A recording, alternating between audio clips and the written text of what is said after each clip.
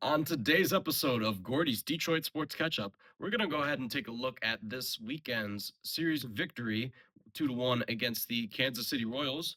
And we are also going to go ahead and just give my NFC North predictions and what I think everybody's records are going to be and how I think playoffs, might shake out.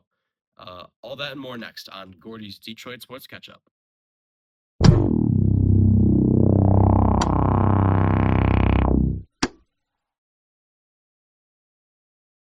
Hey, how's it going, everybody? I'm Gordy. Welcome back to Gordy's Detroit Sports Catch Up. I hope everybody had a awesome Labor Day weekend. I know I did, even though been fighting a little bit of a head cold or allergies. Not too sure, you know, if it's the former or the latter, but we powered through and we made a good weekend out of it. Anyways, today's episode, I'm gonna try to make it a shorter, condensed one. I'm really trying to catch up for some time missed.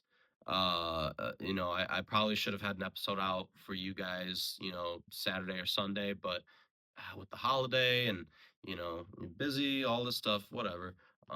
We're getting around to it now. I will have a Friday episode for you guys. I promise, though. I 100% there will definitely be a Friday episode.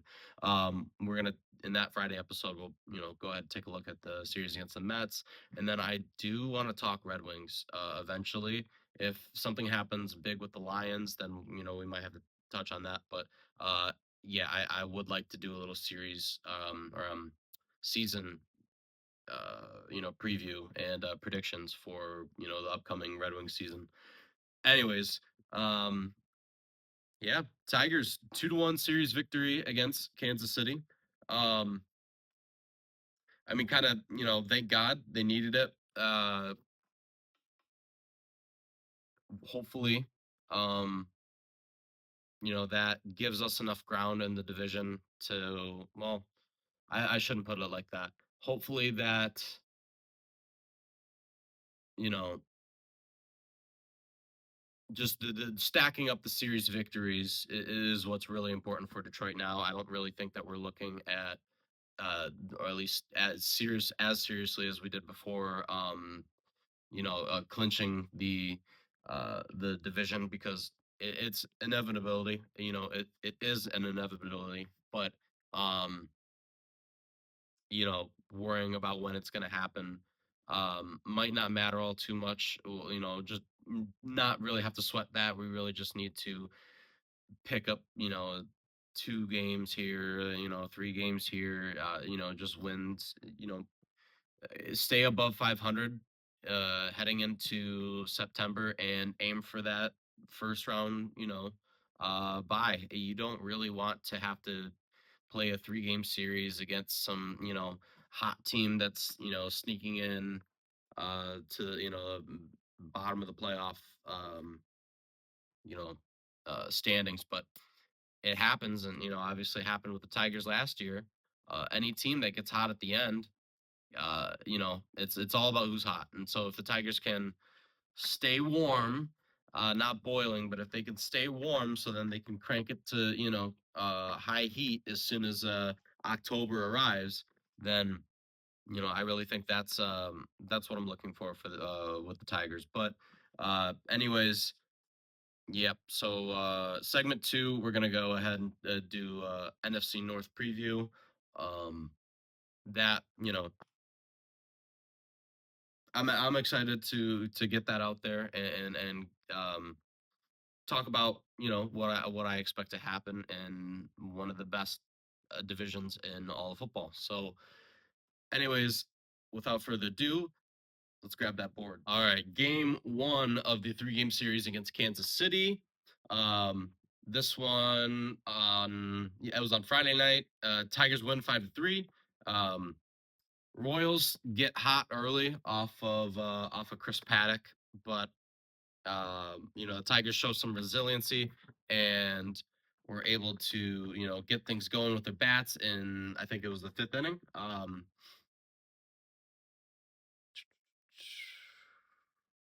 No, uh it was the 4th inning. My apologies. Um, fourth inning, Tigers were able to turn things around. Um, and yeah, so pretty strong overall bullpen day for a lot of these guys. Holton was not very good. He got one strikeout, but then he started, letting up contact, drew a couple walks in the fifth, and then Troy Melton came in for relief of him, and got him out of the sixth. And Melton, he had a good strikeout. He let up a big hit, but that stayed in the park. It was snagged by a great play from Kerry Carpenter. Um, and after that, let's see, it was the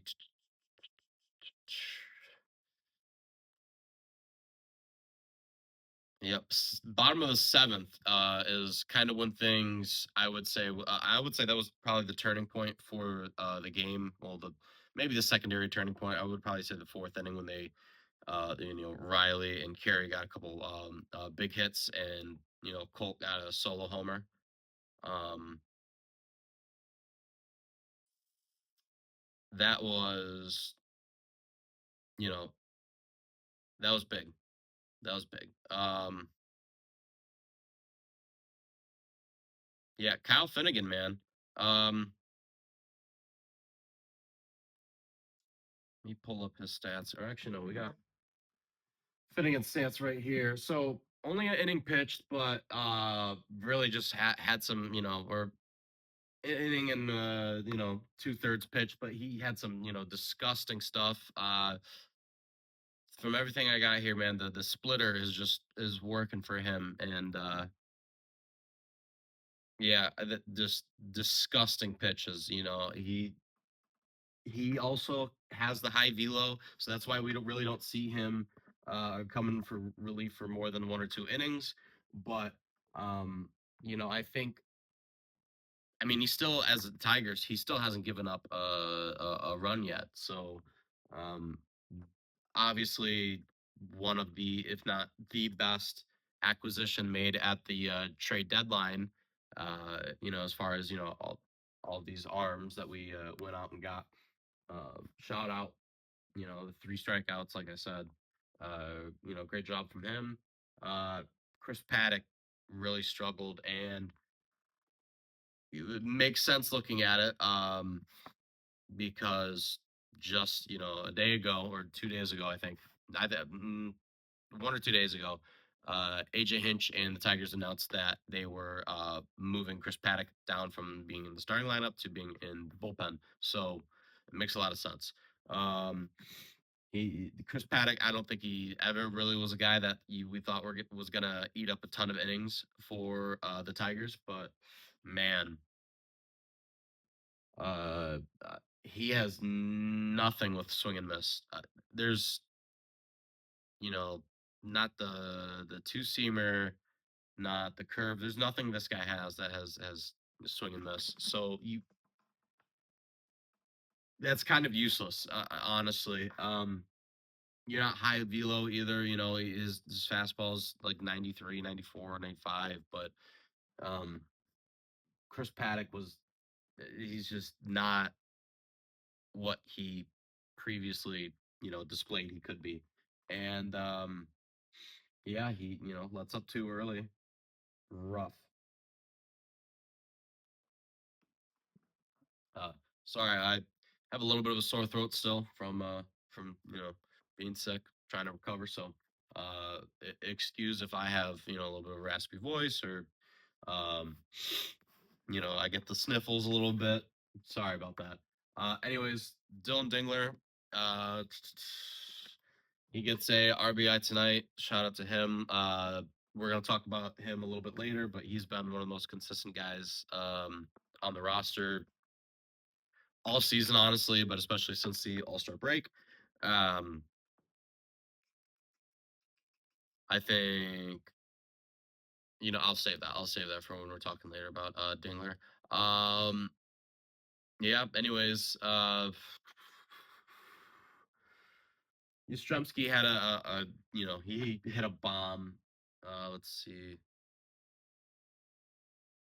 Yeah, that was really early. Uh, find it here.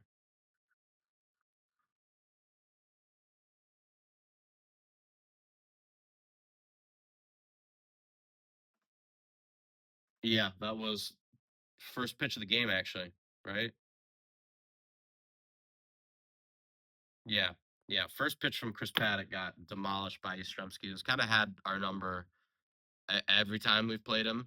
I know his dad was Carl Yastrzemski, was a really good Red Sox player. But damn, bro, he knows how to get it done against Tigers, and especially a pitcher like Chris Paddock, which isn't saying a whole lot. But anyways, um, Bobby Witt Jr. He continues to be Bobby Witt Jr. He is one of the best young hitters in the league, and he's gonna get his in one way or another. He had what three no yeah three combined RBIs all weekend, and stacked up a couple runs. Really, just he's consistent, one of the best swings. Um, he's solid play from the shortstop position. Uh, it's everything you would really ask for in like a young superstar, on your team. Anyways, or on, if you're a GM starting a new franchise or whatever, he's one of those guys you would want. Anyways, um, moving on to game two. Let's try to pick up the pace a little bit.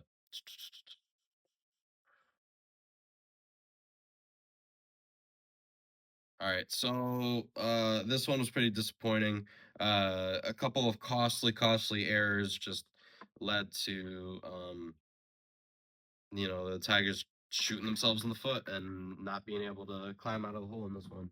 So Jack Flaherty actually not that bad this game.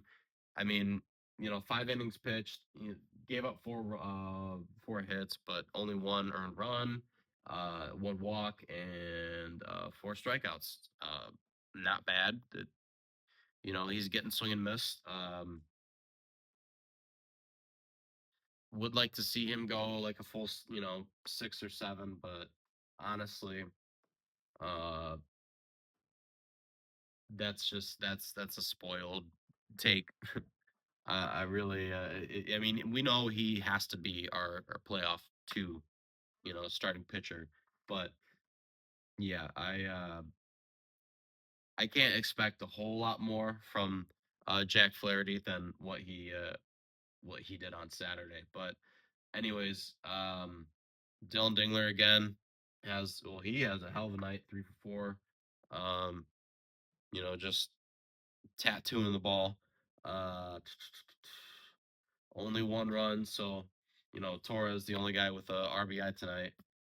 Riley Green, he makes contact, and oh boy. Okay, let's kind of walk through this. So really, nothing really happens until the fourth inning.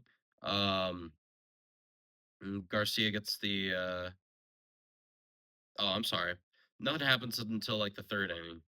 Um, let's see here. So top of the third, uh, Dylan Dingler ground ball. Sweeney does the same. They both get singles, get on base pretty quick. Ibanez reaches on a fielder's choice out, and then Dingler's out at home. Sweeney advances to second. Cole Keith comes up, fly out. Torres comes up, ground ball single, pass short, and that scores in Sweeney. Tigers up 1-0. Bottom of the third, uh, nothing happens. And then we go to the bottom of the fourth. Uh, Pasquantino ground out to pitcher. Garcia solo home run to left. That was a no doubter. Bomb to well, not bomb, but well, yeah, it was a bomb. I'll give him his credit. It was over 400 feet. It's a bomb. Um, Yep. So then that one ties us up, and after that, not a whole lot happens until the bottom of the eighth when Tyler Holton entered the game for Tommy Canley. Um, let's see here. Bottom of the eighth, Lofton fly out to Wenzel Perez in center field. Uh, Tolbert pinch hits for Yastrzemski. I almost called him Carl Yastrzemski. It gets walked by Tyler, and then with the man on base, Tyler Holton hangs one up to dry, four seamer meatball, high up. Bobby Witt destroys it. Uh, Tyler Holton's not good. He's not good. I know he was good last year. I know he was one of your like what was he like, one of your best lefty pitchers and best relievers in the game in general. But this guy fell off a cliff. Whatever he had, he doesn't have it anymore. Whatever AJ Hinch and Chris Fetter, whatever these guys saw in uh, and Tyler, it's not there anymore. And there's a reason why I call him the terrorist, because he comes in the game, self destructs. All of a sudden, there's guys on base. He's pissing down his leg, and he gives up a homer. Like just a chucks one up right down the middle. And I'm sick of seeing it. And my thought process is going into October is if I see Tyler Holton in a playoff game, then we better win the next playoff game, because that means that we're resting the bullpen and we're kind of just throwing the towel.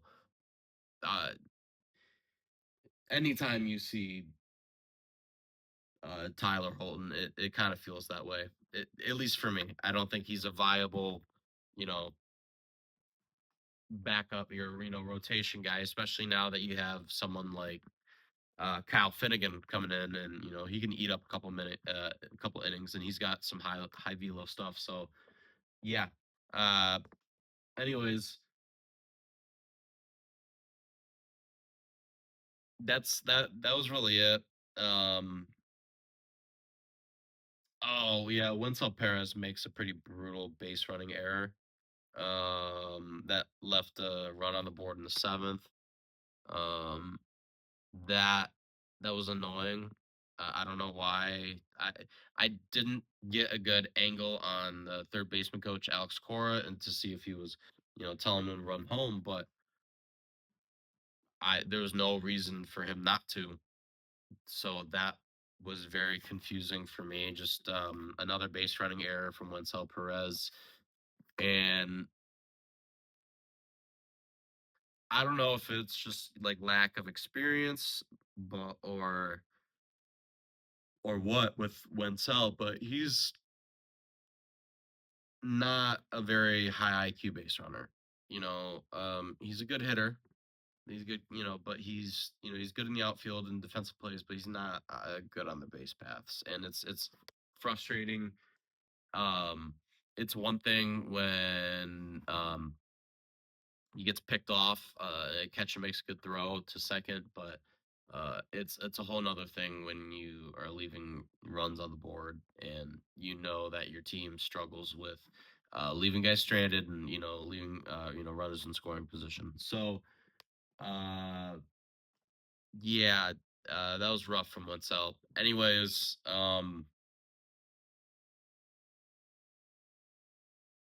let's see. No walks for the Tigers. They go 1 for 10 with runners in scoring position, and they left 6 men on base. Yeah, you're not gonna do that and win. But speaking of winning, Sunday we got a Tarek Skubal start. Boys pulled through. Nice little blowout victory, 5-0. We got a solid start from Tarek Skubal. 7 innings pitched, 4 hits, 0 earned runs, 2 walks, 4 strikeouts, which I know is almost alarmingly low for a guy like Tarek. But interestingly enough, uh, he still maintained really good control of the ball all game. A lot of anything that was hit was a weak uh ground out to the infield, or line out drive to center field. Easily playable stuff. And uh Tarek wasn't necessarily dialed in. I think he like with the 2 walks, it was kind of clear to see in certain instances that he didn't have like 100% control on what he was giving out. But rarely, not rarely, but it's been a minute since we've seen like a picturesque, a perfect start from Tarek Skubal. And obviously, I don't expect that every time. I expect him in his bad outings, even as you could call it, just because of the fact that he only got 4 strikeouts, um, to still have a performance like this, or he gives up no runs, maybe one, um, and just is the better guy on the bump. Anyways, Colt Keith. I know I say I well no I haven't said his name a whole lot this weekend, other than the uh single homer that he got on Friday. But he goes 1 for 5 today with 1 RBI and 1 run. And then Wenzel Perez makes up a little bit for yesterday. He goes 2 for 4. So, he's doing a good job hitting the ball. Um, Jake Rogers. Jake Rogers has a hell of a game, man. Hey, I mean, what can you say about Jake Rogers other than shout out? As a as a backup catcher, you give me a guy with a what 260 batting average, and I couldn't tell you his ERA off the top of my head, but um, he's got what, like 6 or 7 doubles this year now.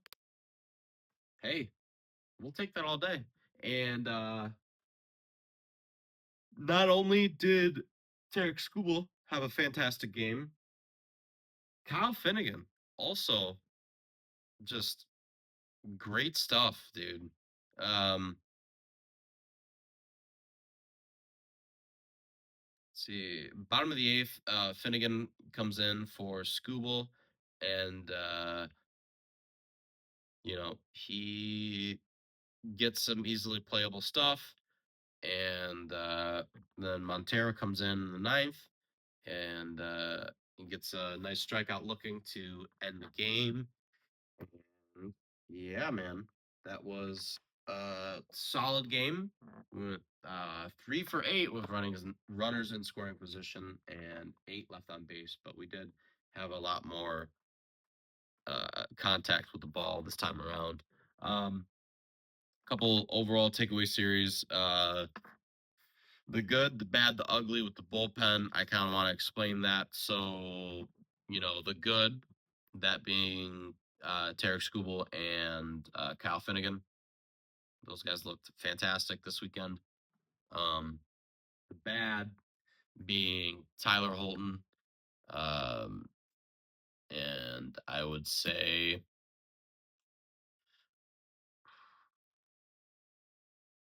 Summers is not impressive. I don't know if we didn't really see him too much.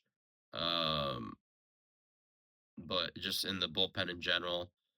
Hannafy was not impressive at all. Um, and Casey Mize lately just has not been. Uh, I would consider him bad, at least lately. And then when it comes to the ugly, Jack Flaherty, Tommy Canley,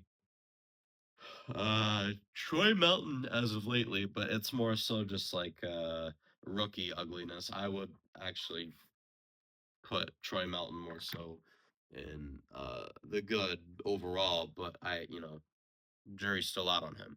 Um, yeah. Oh, the bad. How could I forget Chris Paddock? Really bad, really bad. Uh, Maybe one of the worst. Um, yeah. Other than that, Rafael Montero.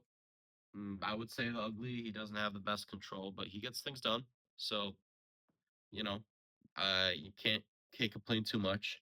But yeah, I don't know if there's anybody that I'm forgetting because we got so many guys that are hurt. Um, Charlie Morton, I would put him under the ugly.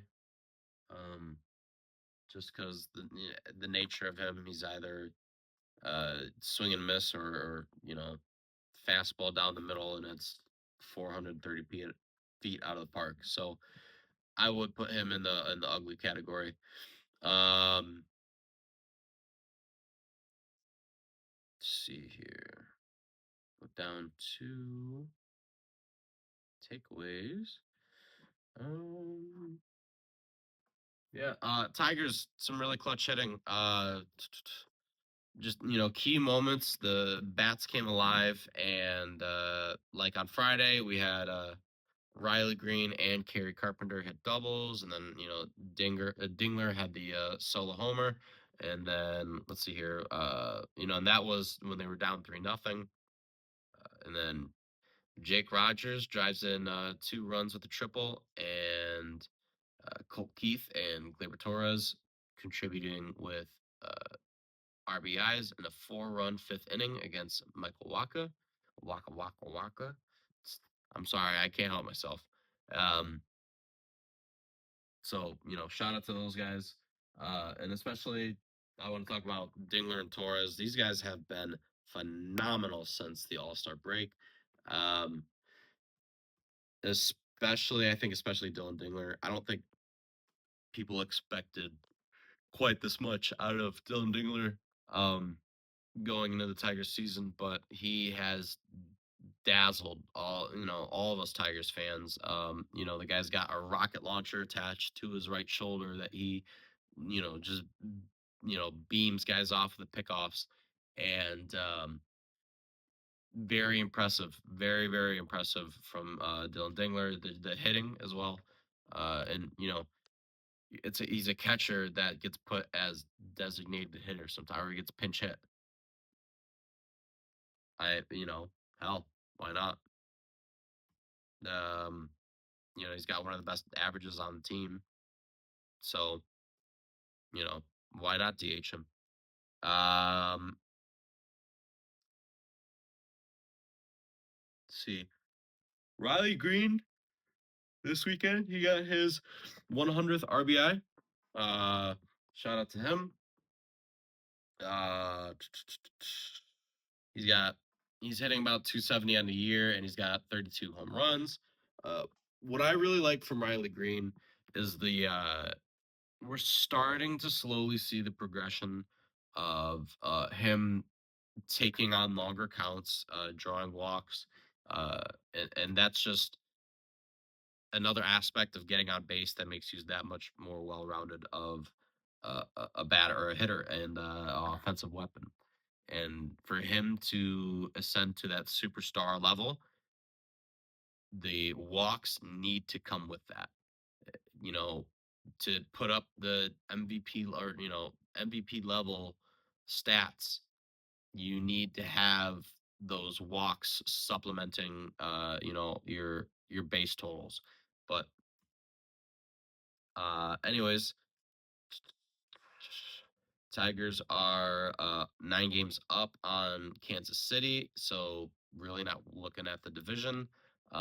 Just really just focused on getting that bye week and beating out the Blue Jays for the #1 record in the AL.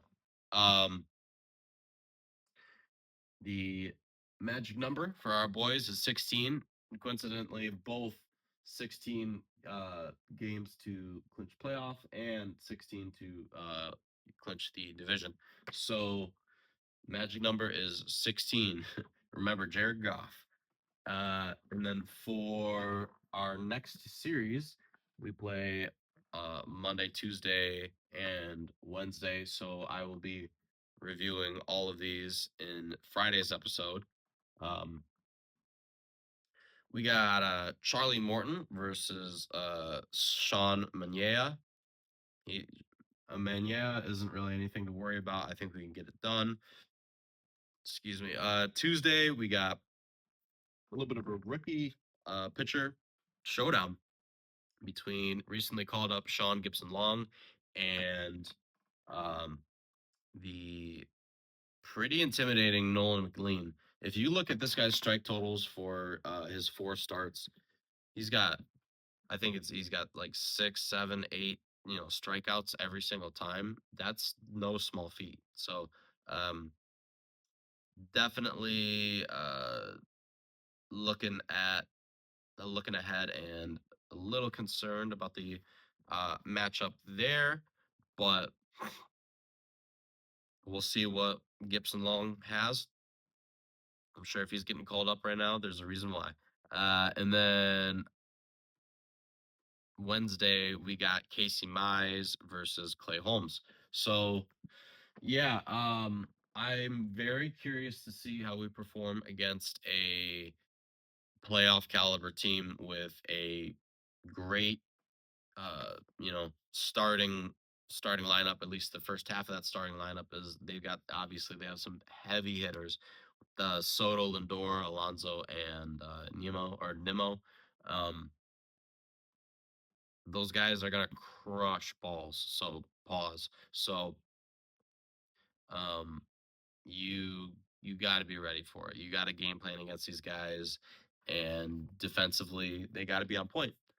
Um, we'll see if Henry Malloy will help with defensively. I know he's been solid in the outfield, but um, you know we'll see what he can do for us in a bench role. Anyways, not too much else to talk about when it comes to the Tigers' performance this weekend. Um, 80 wins before September. That's pretty impressive. That is pretty impressive. Last time that happened, I believe it was 2017, 2016. So yeah. Anyways, thank you guys for watching this segment, and stick around for segment 2. We're gonna go ahead and look through my official NFC North rankings and predictions. All that and more next on Gordy's Detroit Sports Catch Up. What's going on, everybody? Welcome back to segment 2 of Gordy's Detroit Sports Catch Up. And in this segment, we're going to go ahead and take a look at the my official NFC North predictions and playoff seeding, or at least how I think it'll work out. But before we get into that, if you guys don't mind, please like, comment, subscribe down below. Anything helps. And if you guys want to go ahead and hit that little bell icon, it will send you a notification for every time I upload. If you don't want to miss a single upload, you want to stay informed about all the teams that you love. Anyways, yeah. So NFC North, let's get into it. I guess we should start from the bottom up, but I'll give you a little rundown. I think Lions are going to win it. I think the Packers have enough things going on in the roster um, to justify me putting them at second. And I don't believe in rookie quarterbacks too often, especially not JJ McCarthy. So I got the Vikings at 3, even though they do have a overall very good roster. I would say overall, better than the Packers, but anyways, and then we go to 4, and we have Bears. Yeah, that it's pretty. pretty chalk. I know I've tended to be pretty chalk on this channel so far, but yeah, and I'm just waiting for a hot take to look at me right in the face and uh one to speak to me. But anyways, um let's go ahead and talk about the Chicago Bears. So the Bears, standout players for the Bears that everybody can kind of appreciate, or not appreciate, but recognize. Uh, Jalen Johnson, he's a beast, multiple time All Pro. Montez Sweat, he's one of the better pass rushers in the league. Um, DJ Moore has been a solid wide receiver one for a long time. Uh, TJ Edwards, he's a very, very, very talented linebacker. Um, and one of the only things they really have going on that defense. Uh, Biggest offseason losses, I would say, is I don't know, maybe a Keenan Allen. Um, not think they're I don't think they're losing too much. And then I would say their uh, most likely breakout player candidate would be Roma Dunze. I think he's going to get a lot more touches this season, whether things go good or bad. If things are bad, then DJ Moore might be shut down. Whether it's him shutting himself down or the coaches, who knows? But um, either way, if they're winning, Roma Dunze gets touches. If they're losing, Roma Dunze gets touches. This guy he's gonna get the ball. So shout out Roma Dunze. I think he's going to not surprise people, especially not people in Chicago that kind of know how good he is, but on a national level, a lot of people are like, "Oh, well, it's Rome Dunze, what, wide receiver one," you know. Uh, Other than that, let's see here. I don't know about Caleb Williams. That's kind of and I know it's a little bit similar with Minnesota, but not quite. Um, I don't know if I can trust Caleb Williams. I don't know if he has what it takes as a starting quarterback to lead his team. You know what I mean? There's uh Jared Goff can be a leader of his team. Jordan Love, sometimes his play is questionable, but he can be a leader of his team. JJ, I mean, we'll see if it on the NFL level, but college level, he was able to lead his team.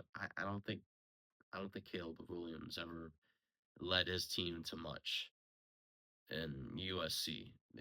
Last time I checked, they had some pretty rough losses, and his college record isn't the greatest. So we'll see if Ben Johnson can, make him, a little Dr. Frankenstein. Ben Johnson can create a little Frankenstein's monster, and Caleb Williams, that's like a perfect for his offensive scheme that can break out of the pocket and extend plays because we all know his ceiling is very high. It's just, can he get it done? And can he get a coach to guide him properly? I think Ben Johnson can when it comes to player development.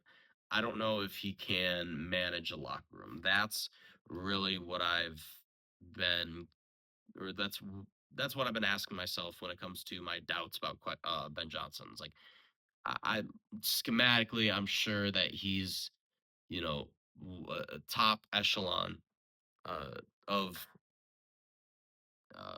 football nerds. You know what I mean? But um, I don't think that he commands the level of respect that a guy like Dan Campbell kind of does immediately, or even hell, even Kevin O'Connell. So he's going to have to earn that, and it's going to be pretty difficult to earn that in a place like Chicago when you have one of the tougher schedules in all of football, because the NFC North just got a rough end of the deal this year. But anyways, yeah, the lack of pass rush is also, it's pretty concerning. If I'm a Chicago Bears fan, Um, they struggled against the run. Um, and I don't think that they really have what it takes to, you know, get after the quarterback outside of a, outside of Sweat. But even Sweat, you know, he's all right, but he's not knocking anyone's socks off, and that's your best pass rusher. I don't think that's getting it done for Chicago. Um, yeah. Anyway, and secondary outside of Jalen Johnson, who the hell do you guys have? Tyreek Stevenson.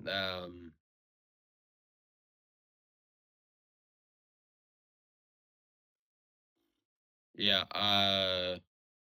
Not sure, man. Not too sure. Anyways, moving on. Oh, actually, let me before I move on. Finally, I have them going 8-9 in the regular season, and I have them going 2-4 in the division.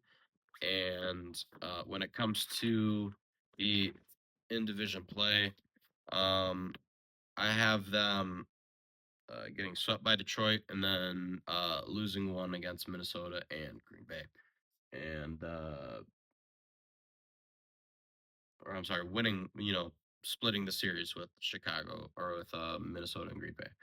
Anyways, moving on to the Minnesota Vikings, I have them ranked third, and I also have them missing playoffs.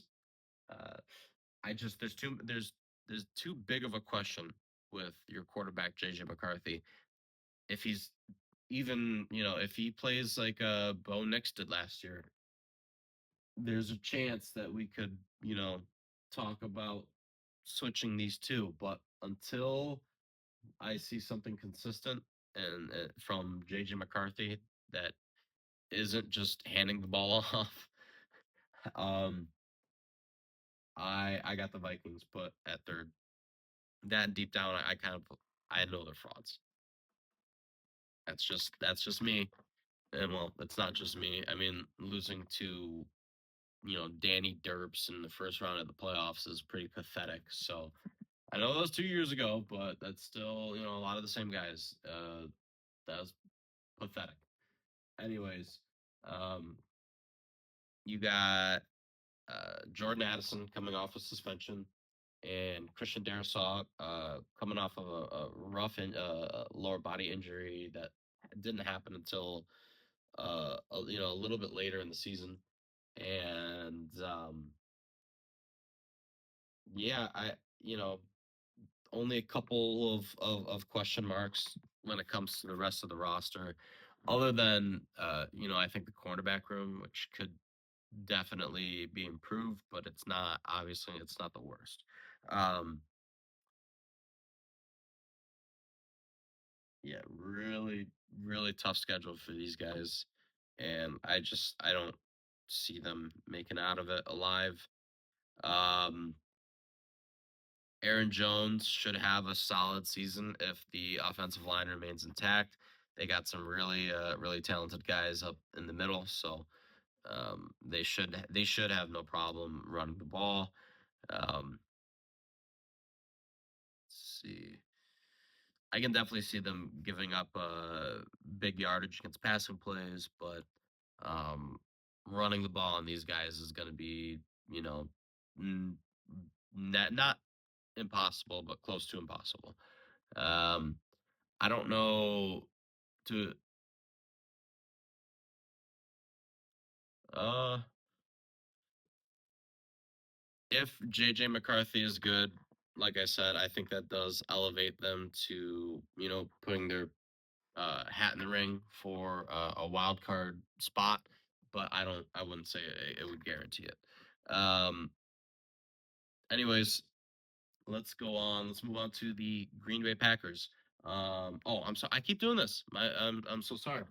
For Minnesota, I got them going 2-4 in the division. I got them losing to obviously Chicago and in Green Bay, and then um, getting swept by Detroit, and then 9-8 in the regular season. Just going through their schedule, it's tough. I know I said that before, but um, yeah, they're gonna get put through the ringer. Let's move on to Green Bay. Uh, I have them making a wild card, you know, playoff spot. I got them going 10-7 in the regular season, and 3-3 in the division. When it comes to in division, I have them uh, losing one game to each. So I think Detroit and Green Bay will split the series uh, this season, and then I think I all these teams, at least these bottom three, uh, are pretty close to each other when it comes to how their teams are assembled and their ceilings. So especially between Minnesota and Green Bay, those games are going to be a bloodbath. Um, the addition of Micah Parsons definitely makes things a lot more interesting. Uh, I was already not looking forward to, but uh, curious to see how much the wide receiver was Matthew Golden would add to the complexion of the offense. But now you add Micah Parsons, and yeah, you got rid of Kenny Clark, but you were already not terrible at you pretty good at stopping the run. So um, you got a guy that can play Swiss Army knife all over the defensive line, and you make him the highest paid non-quarterback in the NFL history. Hopefully, it's worth it, Green Bay, because uh, it's pretty clear with the amount of contracts that they have out right now that they are, if not one or two moves away, they're about at their Super Bowl window. They want to win one. They're knocking on the door. They're close. So yeah, um, when it comes to like my biggest questions for these guys, uh, they might have one of the worst cornerback rooms in all of the NFL. As much money as they paid Xavier McKinney, they kind of forgot to pay the guys that are a little in front of him when it comes to the cornerbacks. And I couldn't, what, Valentine?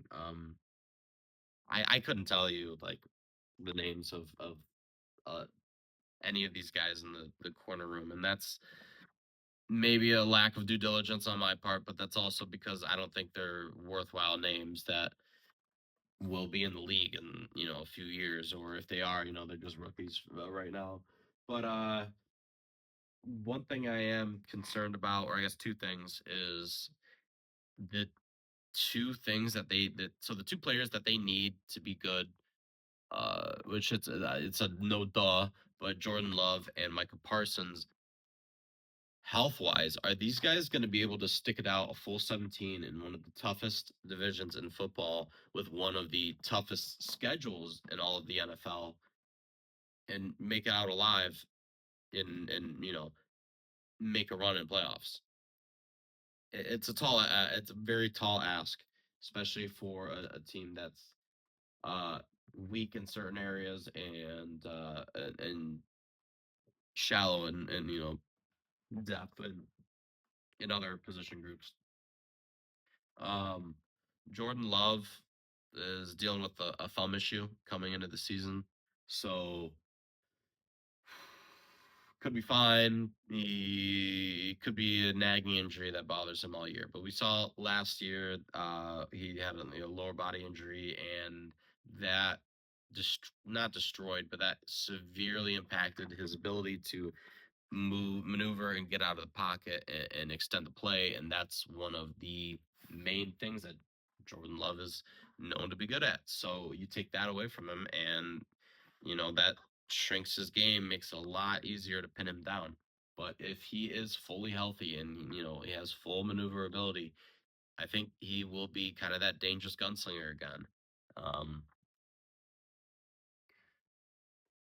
And then when it comes to Micah Parsons, he some reports have come out that he's taking shots, like epidural shots every week for his like L4 and L5 spinal, um whatever they're called, discs, spinal discs.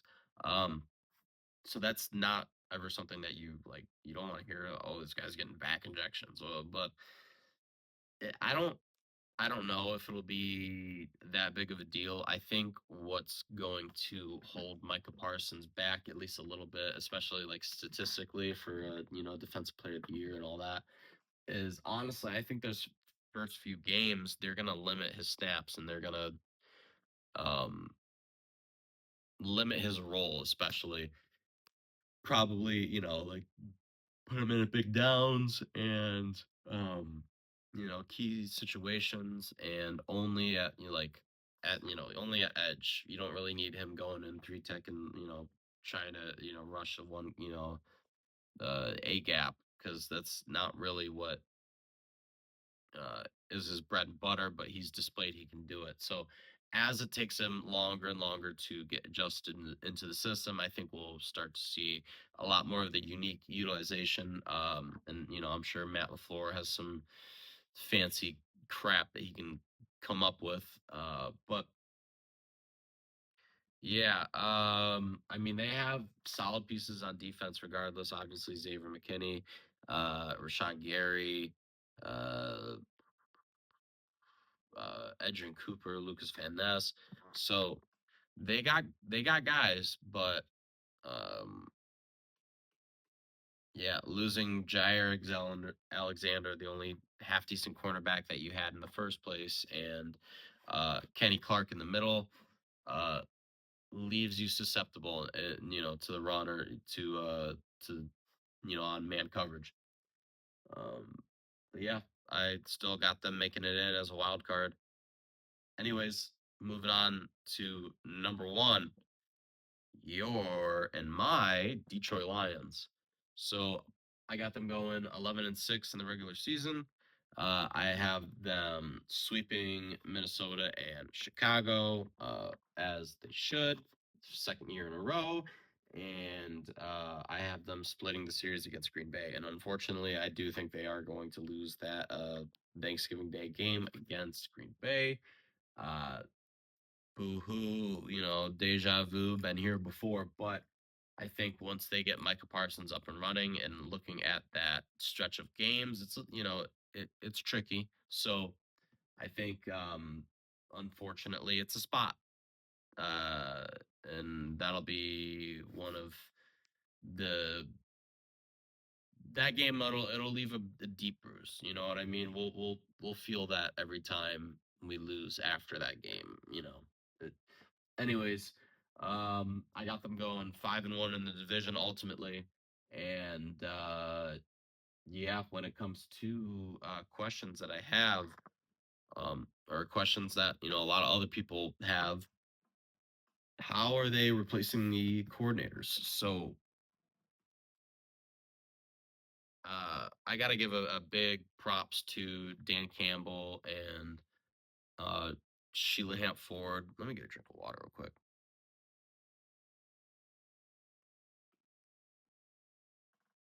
because and Brad Holmes, all of these guys, or all of these people have done a great job of gathering a collection of coaches that really do a fantastic job.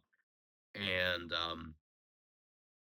it's been kind of easy to, AG leaves, you plug in Calvin Shepard. He's right there. He's been being groomed to be a defensive coordinator for the past 2 seasons, and now it's his time to shine. And I expect I don't expect too hard of a transition for the defense. I think the defense is going to be able to get the ball rolling pretty quickly, and yeah, offensively, I think it might take a little bit more time for the guys to get used to Johnny Morton, but he's an experienced enough play caller, and I think seeing what he's done in Denver last year, um, in a Sean Payton-esque system, I don't have any reason to believe that he won't be able to repeat that similar level of success and then some with an even greater roster. Um, other than questions about the coordinators when it comes to the offensive line, namely, Frank Ragnow retiring. That's kind of the biggest shock news of the year, and then, or at least, for the Lions fans in the offseason. And on top of that, Kevin Zeitler leaving um, leaves you a little bit less deep at interior offensive line than you would have liked, but after going out and drafting Tate Ratledge, and then you get Graham Glasgow to fill right in at center, and we see what Christian Mahogany's really made out of at guard.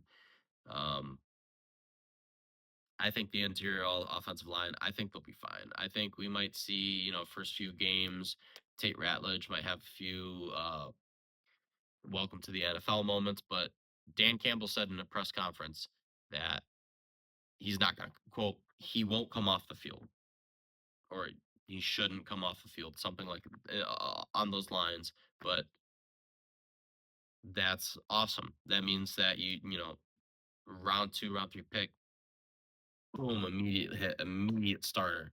That's exactly what you need to fill in and to supplement the interior of the line, especially where Jared Goff really needs it. Um, and I'm glad that it's Graham Glasgow. Oh my goodness, try saying that three times fast.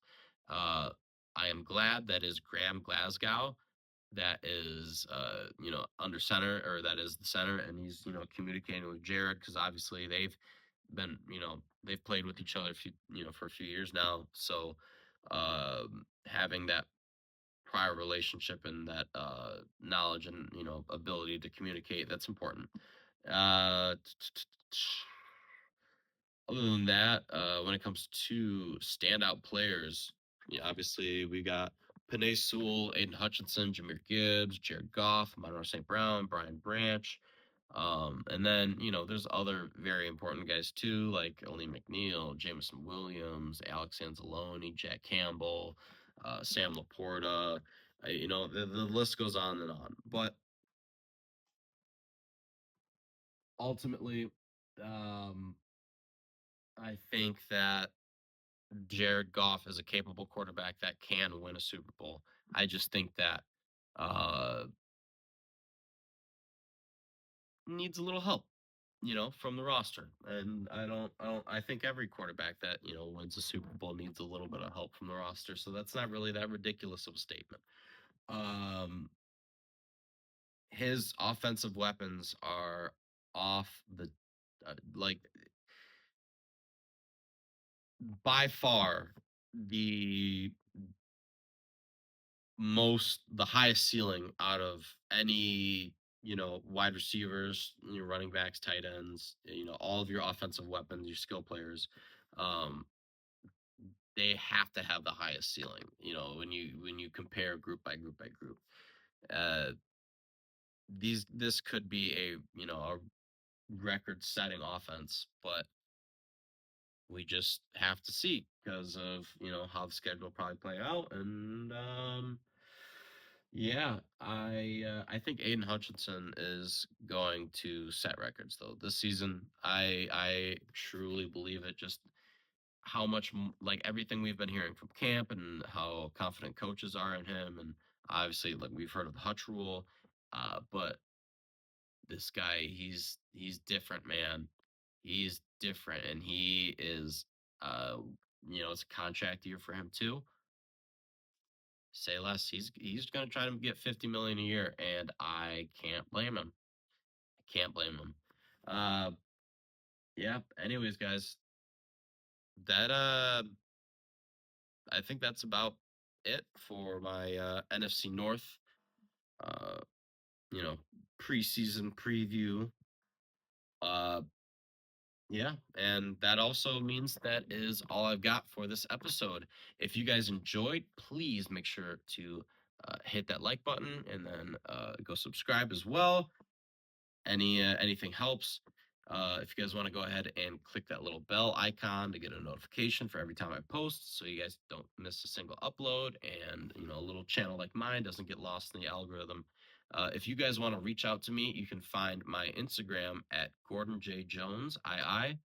Um, you wanna talk sports, we can you leave a comment down below if you have anything interesting or you disagree with me. Any thoughts, takeaways from the series against KC for the Tigers, or anything that you're looking forward to in Sunday's game against the Packers. uh, but yeah, guys, that's gonna do it for today's episode. Thank you guys so much for watching this Wednesday edition of Gordy's Detroit Sports Catch Up, and I will see you later.